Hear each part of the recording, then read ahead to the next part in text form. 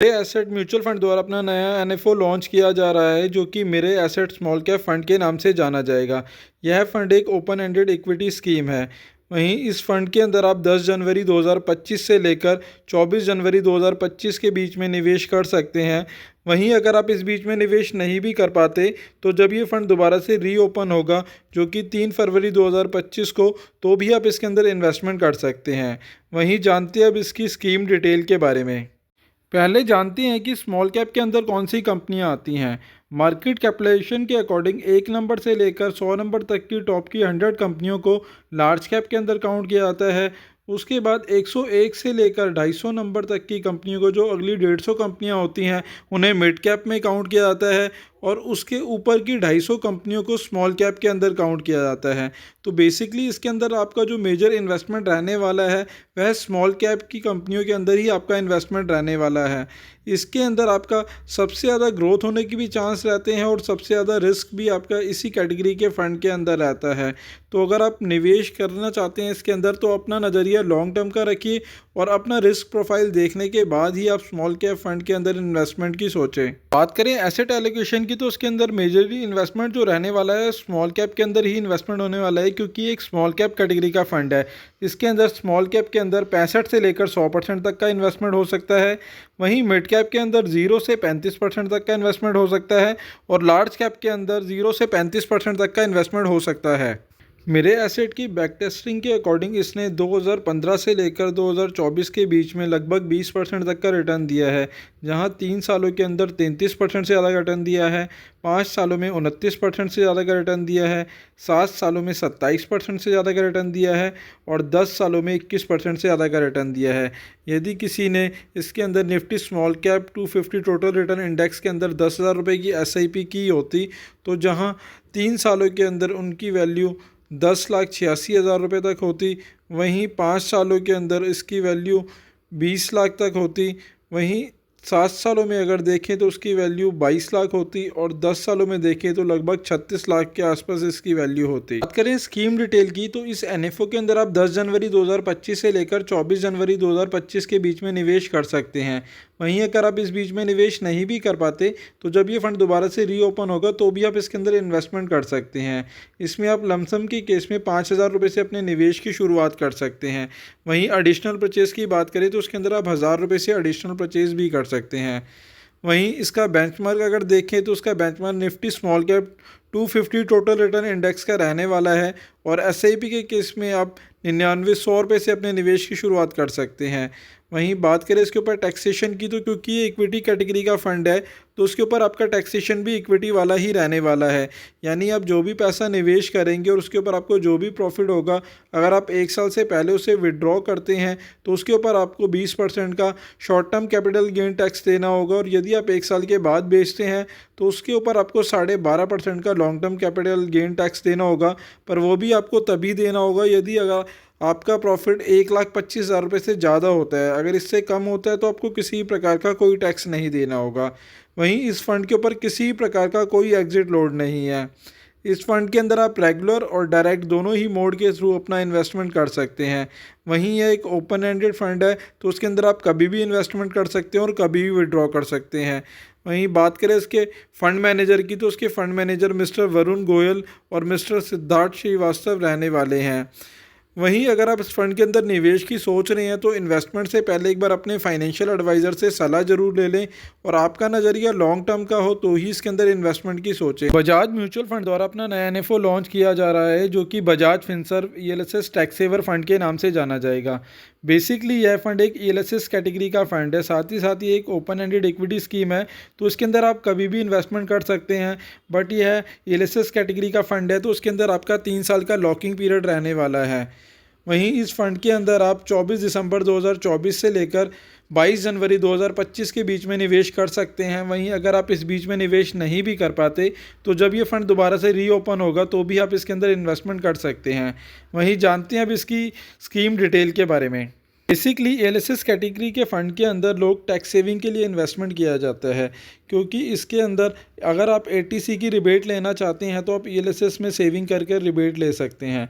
वहीं अगर हम ईएलएसएस का कंपैरिजन अदर इंस्ट्रूमेंट से करते हैं जैसे पीपीएफ हो गया, एनएससी हो गया या टैक्स सेविंग एफडी हो गया, तो अगर हम इनका कंपैरिजन करें तो रिटर्न की बात करें तो ईएलएसएस में जो आपको रिटर्न मिलता है वह मार्केट लिंक्ड होता है, तो ये कम भी हो सकता है और ज़्यादा भी हो सकता है। वहीं अगर पीपीएफ की बात करें तो अब इसके अंदर जो अभी करंट में रिटर्न मिल रहा है वो लगभग 7.10% का है। एनएससी के अंदर 7.70% का रिटर्न मिल रहा है और एफडी की बात करें तो उसके अंदर 3 से लेकर 8% तक का रिटर्न है। वहीं गारंटी की बात करें तो ईएलएसएस के अंदर कोई भी गारंटी नहीं होती, जबकि पीपीएफ में भी गारंटी रहती है, एनएससी में भी गारंटी रहती है और टैक्स सेविंग एफडी के अंदर भी आपकी गारंटी रहती है।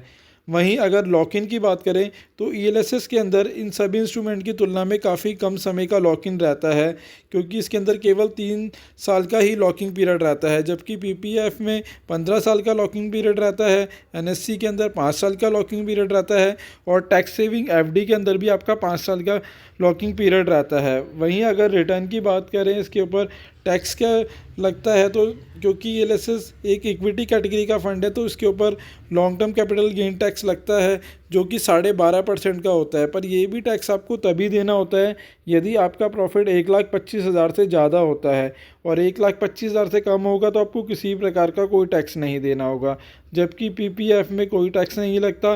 साथ ही साथ एनएससी के अंदर भी आपको टैक्स देना पड़ता है और टैक्स सेविंग एफडी के अंदर भी आपको मैच्योरिटी पे टैक्स पे करना पड़ता है। तो इस तरीके से आप देख सकते हैं इसके अंदर जो भी आपको सूटेबल ऑप्शन लगे आप उसी के अकॉर्डिंग आप अपने टैक्स सेविंग के लिए इसके अंदर इन्वेस्टमेंट कर सकते हैं। स्कीम डिटेल की तो यह फंड एक ओपन एंडेड इक्विटी स्कीम है, तो उसके अंदर आप कभी भी इन्वेस्टमेंट कर सकते हैं, पर साथ ही साथ क्योंकि ये ईएलएसएस कैटेगरी का फंड है तो उसके अंदर 3 साल का लॉकिंग पीरियड रहने वाला है। तो यदि आपको टैक्स सेविंग की रिक्वायरमेंट है तो ही आप ईएलएसएस कैटेगरी के फंड में निवेश करें, क्योंकि इसके अंदर आपका पैसा 3 साल के लिए लॉक हो जाता है। अदरवाइज़ आप नॉर्मल इक्विटी फंड के अंदर भी निवेश कर सकते हैं। वहीं यह fund Bajaj Finserv ELSS tax saver fund के नाम से जाना जाएगा और इसके अंदर आप रेगुलर और डायरेक्ट दोनों ही मोड के थ्रू अपना इन्वेस्टमेंट कर सकते हैं। साथ ही साथ ग्रोथ या आईडीसीडब्ल्यू में से किसी एक का चुनाव कर सकते हैं। इसके अंदर मिनिमम इन्वेस्टमेंट आप 500 रुपये से कर सकते हैं। वहीं इसके ऊपर अगर एंट्री लोड की बात करें तो किसी प्रकार का कोई एंट्री लोड नहीं है और क्योंकि आप 3 साल के बाद इसमें विड्रॉ करेंगे तो उस पर एग्जिट लोड भी किसी प्रकार का नहीं है। वहीं बात करें फंड मैनेजर की तो उसके फंड मैनेजर मिस्टर निमेश, मिस्टर सौरभ और मिस्टर सिद्धार्थ रहने वाले हैं। बात करें इसके बेंचमार्क की तो उसका benchmark BSE 500 total return index का रहने वाला है।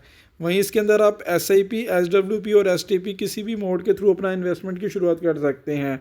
इस फंड के अंदर आप 24 दिसंबर 2024 से लेकर 22 जनवरी 2024 के बीच में निवेश कर सकते हैं। वहीं अगर आप इस बीच में निवेश नहीं भी कर पाते तो जब ये फंड दोबारा से रीओपन होगा तो भी आप इसके अंदर इन्वेस्टमेंट कर सकते हैं। वहीं बात करें इसके ऊपर टैक्सेशन की तो क्योंकि ये इक्विटी कैटेगरी का फंड है तो उसके ऊपर आपका टैक्सेशन भी इक्विटी वाला ही रहने वाला है, यानी जो भी आप पैसा अपना 3 साल के बाद विड्रॉ करेंगे तो उसके ऊपर आपको long term capital gain tax देना होगा जो कि आपका 12.5% का होगा, पर वो भी आपको तभी देना होगा यदि आपका प्रॉफिट 1,25,000 से ज़्यादा होता है। अगर इससे कम होता है तो आपको किसी प्रकार का कोई टैक्स नहीं देना होगा। वहीं दोस्तों अगर आप इस फंड के अंदर निवेश की सोच रहे हैं तो इन्वेस्टमेंट से पहले एक बार अपने फाइनेंशियल एडवाइज़र से सलाह ज़रूर ले लें और आपका नज़रिया लॉन्ग टर्म का हो तो ही इसके अंदर इन्वेस्टमेंट की सोचें। इसे ही प्रूडेंशियल म्यूचुअल फंड द्वारा अपना नया NFO लॉन्च किया जा रहा है जो कि ICICI prudential rural opportunity fund के नाम से जाना जाएगा। इस NFO के अंदर आप 9 जनवरी 2025 से लेकर 23 जनवरी 2025 के बीच में निवेश कर सकते हैं। वहीं अगर आप इस बीच में निवेश नहीं भी कर पाते तो जब ये फंड दोबारा से रीओपन होगा तो भी आप इसके अंदर इन्वेस्टमेंट कर सकते हैं। इस फंड में बेसिकली आपका जो निवेश किया जाएगा वह रूरल इकनॉमी से जुड़े सेक्टर और इससे जुड़ी कंपनियों के अंदर ही आपका निवेश रहने वाला है और बेसिकली ये इसी थीम को फॉलो करने वाला है। वहीं आप जानते हैं इसकी स्कीम डिटेल के बारे में। भारत की पॉपुलेशन का लगभग 64% तक रूरल इकनॉमी के अंदर ही आता है और बाकी के बचे हुए लोग भी अगर बात करें तो इनमें से काफ़ी बड़ी संख्या में लोग बाहर के शहरों में या विदेशों में काम करते हैं, जो कि वहाँ से भी अपनी अर्निंग करके अपने गाँव की तरफ या अपनी रूरल इकनॉमी की तरफ ही अपना पैसा शिफ्ट करते हैं। इस वजह से इस रूरल इकनॉमी के ऊपर सबसे ज़्यादा खर्च किया जाता है और वहाँ के लोगों का भी लगातार रहन सहन बढ़ता जा रहा है, जिससे वह अपनी रोज़मर्रा की चीज़ों में भी बढ़ोतरी कर रहे हैं।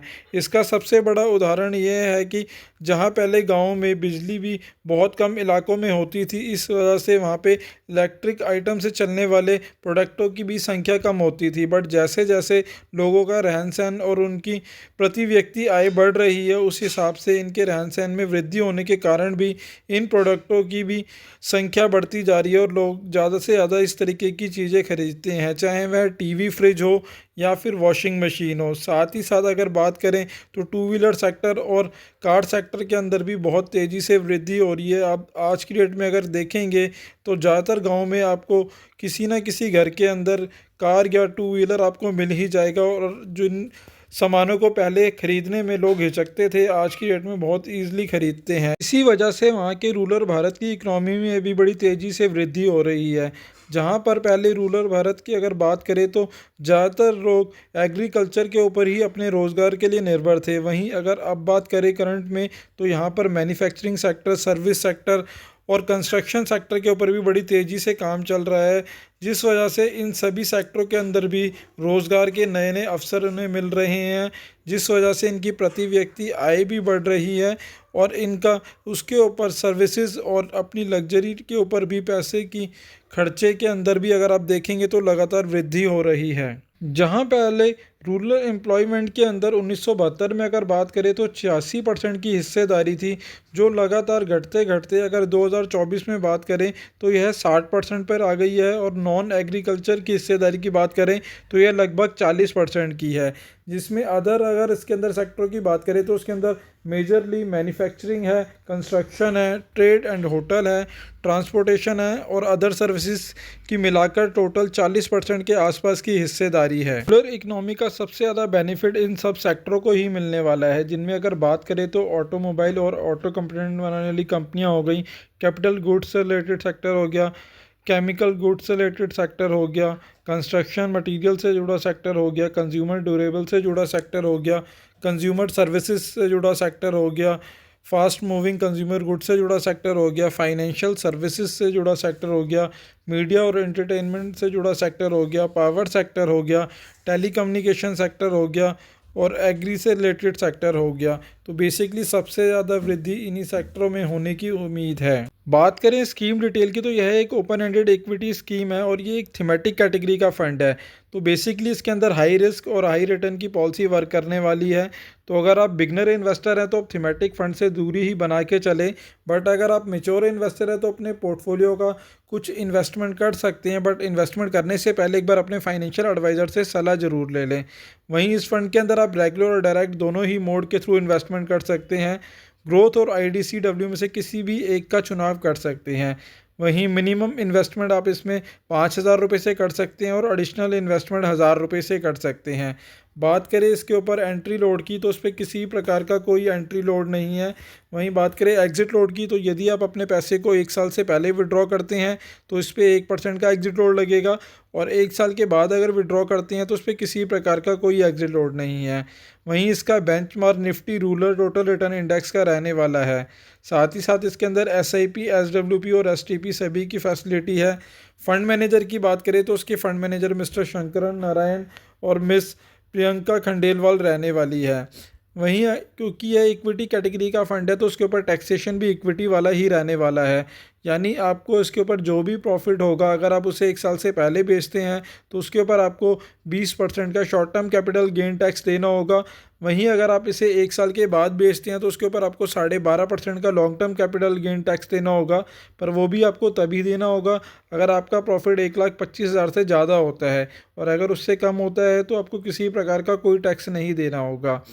दोस्तों, आशा करता हूँ मेरे द्वारा दी गई जानकारी आपके लिए उपयोगी सिद्ध होगी और यदि आप इस फंड के अंदर इन्वेस्टमेंट की सोच रहे हैं तो इन्वेस्टमेंट से पहले एक बार अपने फाइनेंशियल एडवाइज़र से सलाह ज़रूर ले लें और आपका नज़रिया कम से कम 5 साल या उससे ज़्यादा का हो तो ही इसके अंदर इन्वेस्टमेंट की सोचें। धन्यवाद दोस्तों। म्यूचुअल फंड द्वारा अपना नया एनएफओ लॉन्च किया जा रहा है जो कि यूटीआई क्वांट फंड के नाम से जाना जाएगा। इस एनएफओ के अंदर आप 2 जनवरी 2025 से लेकर 16 जनवरी 2025 के बीच में निवेश कर सकते हैं। वहीं अगर आप इस बीच में निवेश नहीं भी कर पाते तो जब ये फ़ंड दोबारा से रीओपन होगा तो भी आप इसके अंदर इन्वेस्टमेंट कर सकते हैं। अब जानते हैं इसकी स्कीम डिटेल के बारे में। यूटीआई क्वांट फंड बेसिकली इन 4 फैक्टर के ऊपर अपनी इन्वेस्टिंग करने वाला है: मोमेंटम, क्वालिटी, लो वॉलेटिलिटी और वैल्यू। इन 4 फैक्टरों के ऊपर ही इसका इन्वेस्टिंग का फोकस रहने वाला है और इसी को मद्देनज़र रखते हुए ही वह अपनी इन्वेस्टिंग करने वाला है। 2006 से लेकर 2025 तक का डाटा है जिसके अंदर आप देख सकते हैं कि हर एक साल हर एक फैक्टर नहीं परफॉर्म कर पाता, क्योंकि कभी लो वॉलेटिलिटी अच्छा परफॉर्मेंस देती है तो कभी मोमेंटम अच्छा करता है, तो कभी वैल्यू सेक्टर अच्छा करता है और कभी मोमेंटम। इस हिसाब से आप देख सकते हैं कि अलग अलग मार्केट साइकिल के अंदर अलग अलग फैक्टर इसके अंदर अपनी परफॉर्मेंस अच्छी या बुरी देते हैं। तो इसलिए इस तरीके के फ़ंड के अंदर अगर आप करते हैं तो आपको तीनों का ही, चारों तरीके का ही बेनिफिट मिलेगा। यानी इसके अंदर आपको मोमेंटम का भी बेनिफिट मिलने वाला है और लो वैलिडिटी का भी बेनिफिट मिलने वाला है, साथ ही साथ क्वालिटी और वैल्यू, चारों ही फैक्टर का बेनिफिट आपको एक फंड के अंदर ही मिल सकता है। और यदि इसके अंदर एसेट एलोकेशन की बात करें तो उसके अंदर मोमेंटम के अंदर 0 से 100% तक इन्वेस्टिंग हो सकती है। वहीं लो वॉलेटिलिटी के अंदर 0 से 70% तक इन्वेस्टिंग हो सकती है। क्वालिटी के अंदर भी 0 से 70% तक इन्वेस्टिंग हो सकती है और वैल्यू के अंदर भी 0 से 70% तक की इन्वेस्टिंग हो सकती है। यहाँ पर सबसे ज़्यादा अगर जो इन्वेस्टिंग होगी वह मोमेंटम के अंदर हो सकती है, क्योंकि यहाँ पर 0 से 80% तक इन्वेस्टिंग की जा सकती है और बाकी तीनों के अंदर ही 0 से 70% तक ही इन्वेस्टिंग हो सकती है। बात करें स्कीम डिटेल की तो यह फंड एक ओपन एंडेड इक्विटी स्कीम है, तो उसके अंदर आप कभी भी इन्वेस्टमेंट कर सकते हैं और कभी भी विड्रॉ कर सकते हैं। वहीं इस फंड का बेंचमार्क की बात करें तो यह BSE 200 टोटल रिटर्न इंडेक्स का रहने वाला है। एग्जिट लोड देखें तो यदि आप अपने पैसे को 90 दिन से पहले विड्रॉ करते हैं तो उस पर 1% का एग्जिट लोड लगेगा और यदि 90 दिन के बाद करते हैं तो उस पर किसी प्रकार का कोई एग्जिट लोड नहीं है। वहीं आप इसके अंदर SIP, SWP, STP सभी तरीके से अपने इन्वेस्टमेंट और विड्रॉ के ऑप्शन को सिलेक्ट कर सकते हैं।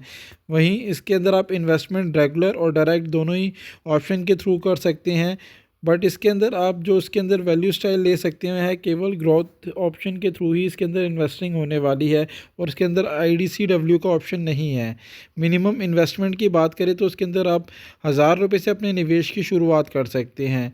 वहीं इसके फंड मैनेजर मिस्टर शवरन गोयल रहने वाले हैं।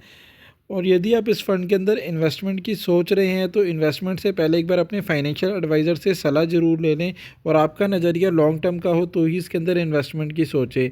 वहीं बात करें इसके अंदर टैक्सेशन की तो क्योंकि ये इक्विटी कैटेगरी का फ़ंड है तो उसके ऊपर टैक्सेशन भी आपका इक्विटी वाला ही रहने वाला है।